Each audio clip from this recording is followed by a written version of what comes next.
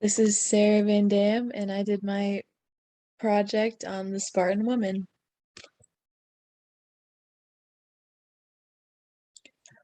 Starting with the everyday life.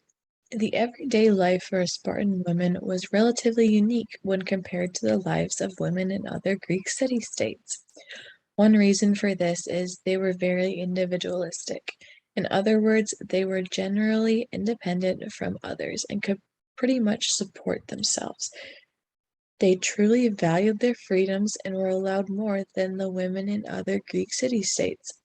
They received a conventional education, competed in athletic events, participated in song and dance, and once the women reached adulthood, they could own and manage property. Alike with the other city-states, Spartan women also attended to the home with responsibilities of cooking, cleaning, sewing, and caring for their children. They were also strongly encouraged to get married. Marriage was vitally important to the Spartan civilization, and the government put heavy pressure on the people to produce male offspring who could grow up and become male warriors to serve in their all-important military. Citizens who did not get married or delayed the event were shamed in public, whereas those who got married and had male children were rewarded. When preparing for marriage, the Spartan women would have shaved their heads and kept it short. In Sparta, married people oftentimes did not live together, mostly because citizens under the age of 30 had to live in communal barracks. So the picture could depict a possible what a Spartan family would look like, but obviously, like, it could not be accurate. So, next, their role in society.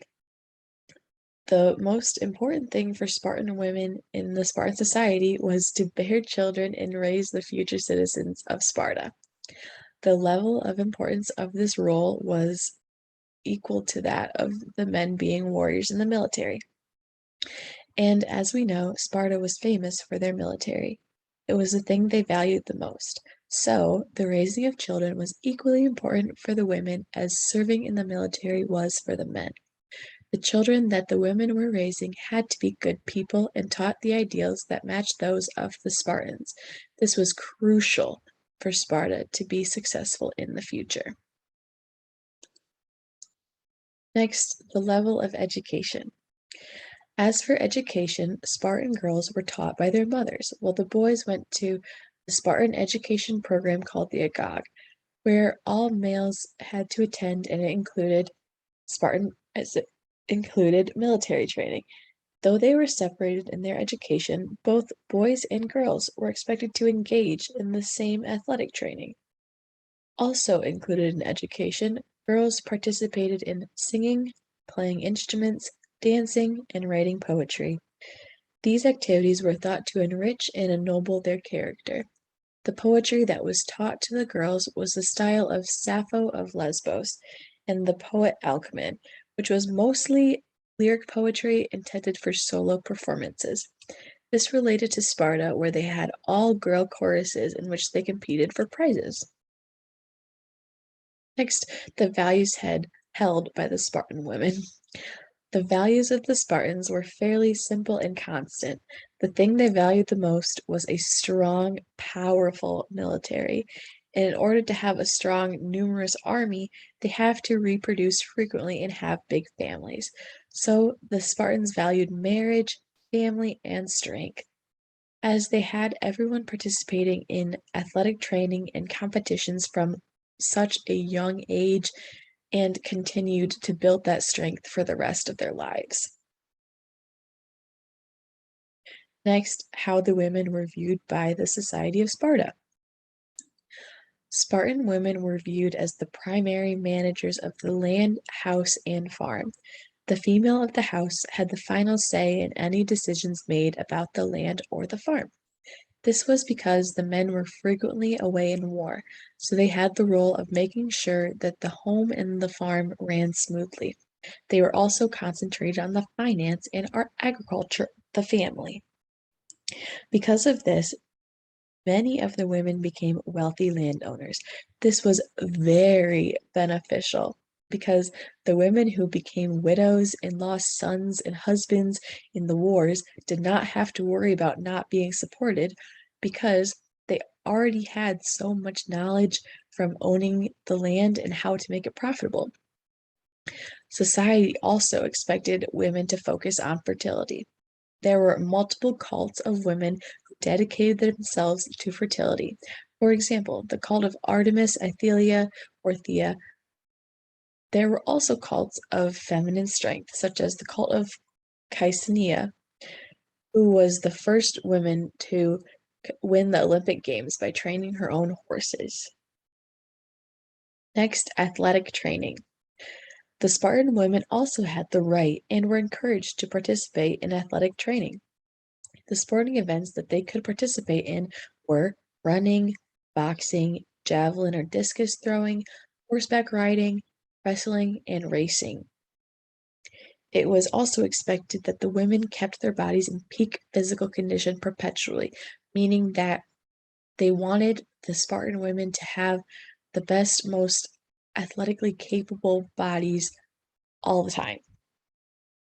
Beginning in their early teens, the women exercised in groups called the agali. They did this within the view of the men doing their exercises.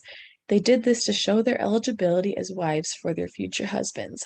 The men and women were trained in a lot of the same events and physical skills. So they virtually had the same experience when it comes to athletics. Next, the political rights. Unlike much else in this presentation, the political rights of the Spartan women are actually similar to those of women in other Greek city-states, in that they could not take active part in the politics of Sparta. The men of Sparta would also forbid them from even speaking or adding their thoughts to public assemblies. The only way that women could remotely get their opinions listened to was if they told their idea to a man and then he presented it.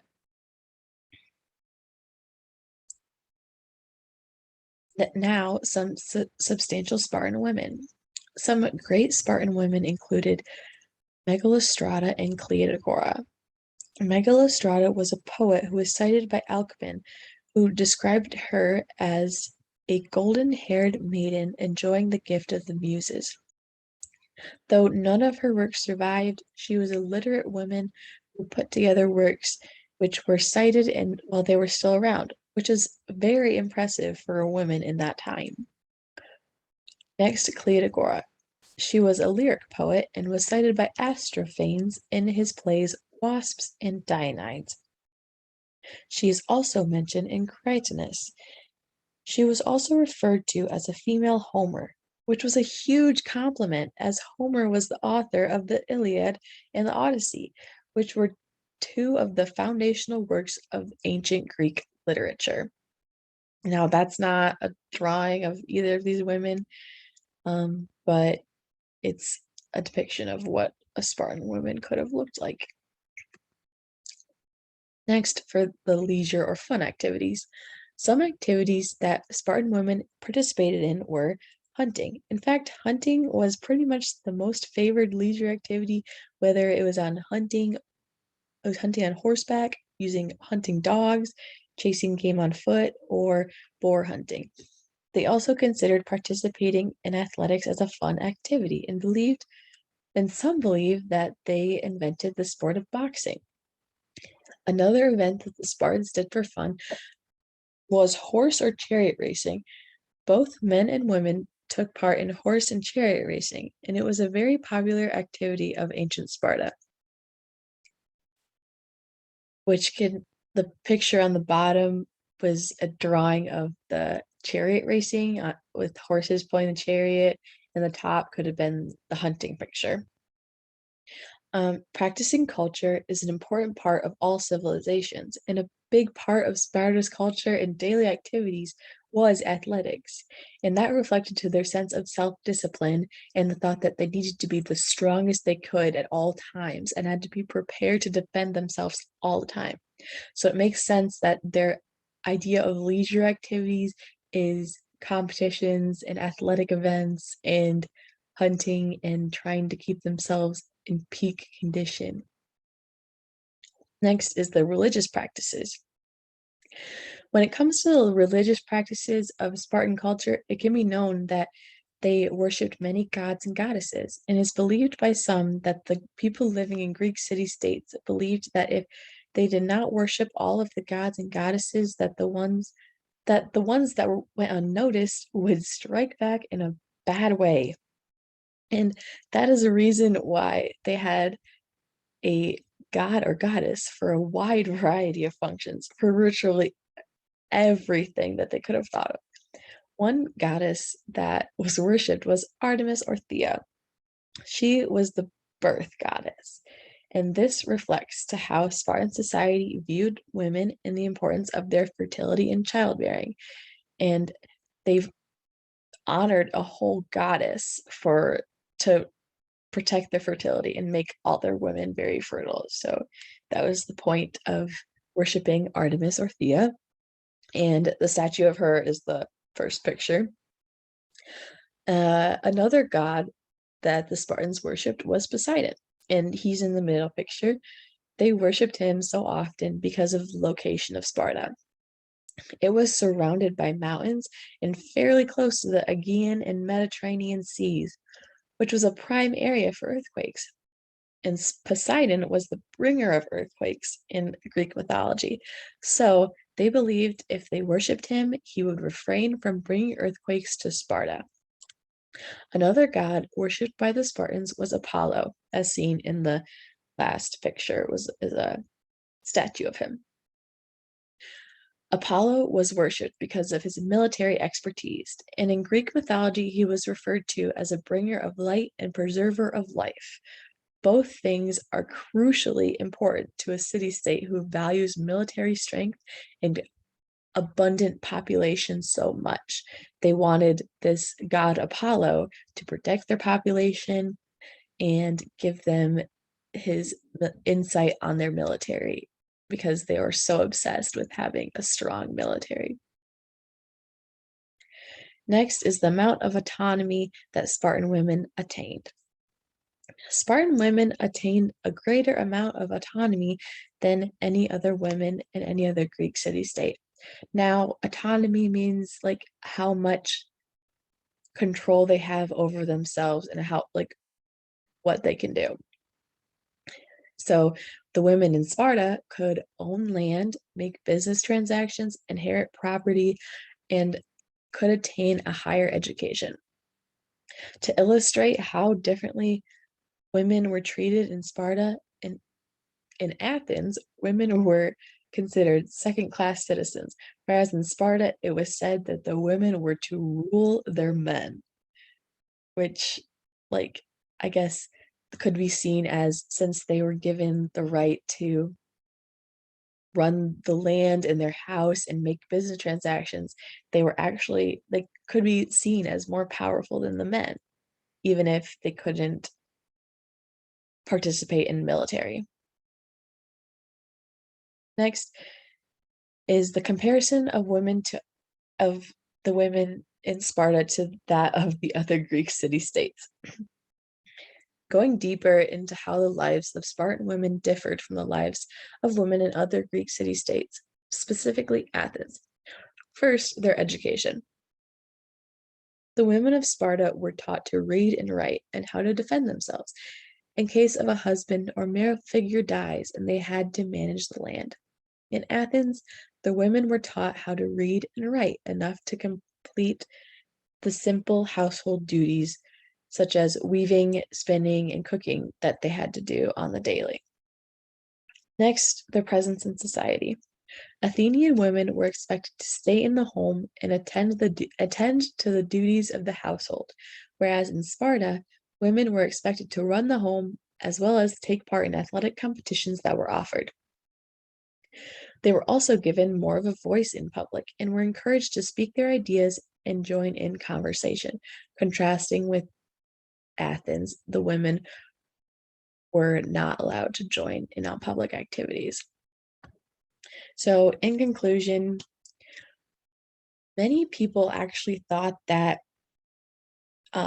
giving the women so much power would be the downfall of Sparta, but in reality, it really set them centuries ahead of the other city-states, um, meaning that since they gave their women such rights, it made them more willing to share their ideas, and once a society is willing to listen and actually contribute everyone's ideas, the entire population's ideas to make their society better, that is when they're going to be successful in the future.